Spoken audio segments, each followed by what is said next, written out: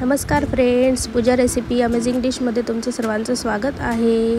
आता आपले पावसाचे दिवस सुरू झाले आहेत, त्यामुळे आपण छान असे चवीला अप्रतिम लागणारी कुरकुरीत अशी पात्र्याची आळू वडीची भजी तयार करणार आहोत। सर्वप्रथम आपण पात्र्याचे पान आळूच्या पानांचे देठ सुरीच्या साहाय्याने छान काढून घेणार आहोत।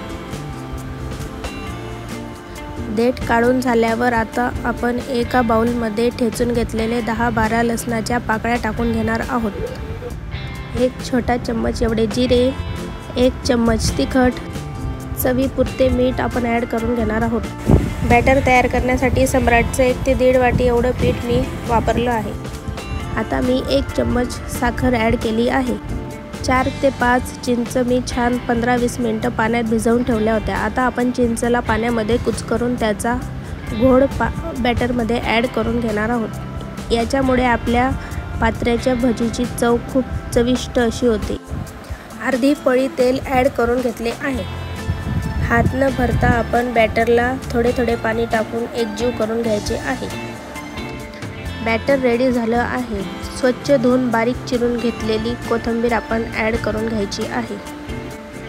1 ते 1.5 चम्मच एवढी तीळ देखील आपण बॅटरमध्ये ॲड करून घ्यायची आहे, जेणेकरून आपली आळू वडी चवीला अप्रतिम अशी लागते व दिसायला देखील खूप सुरेख अशी दिसते। बॅटर छान रेडी झालं आहे। बॅटर आपण आता आळूच्या पानांना लावून घेणार आहोत। ताटावर देठाच्या साईडने पान ठेवून बॅटर चमच्याने छान स्प्रेड करून घ्यायचं आहे। दुसऱ्या पानाला देखील उलटे ठेवून आपण त्या पानाला बॅटर लावून घ्यायचे आहे। बॅटर लावून झाल्यावर पानावर तीळ पसरवून घ्यायची आहे। 3 ते 4 पानांवर बॅटर लावून तीळ पसरवून घेतले आहे। आता मी पानं फोल्ड करून घेणार आहे। पानाचा छान रोल तयार झाला आहे। कढईमध्ये पाणी गरम करून आपण हे रोल वाफवून घेणार आहोत।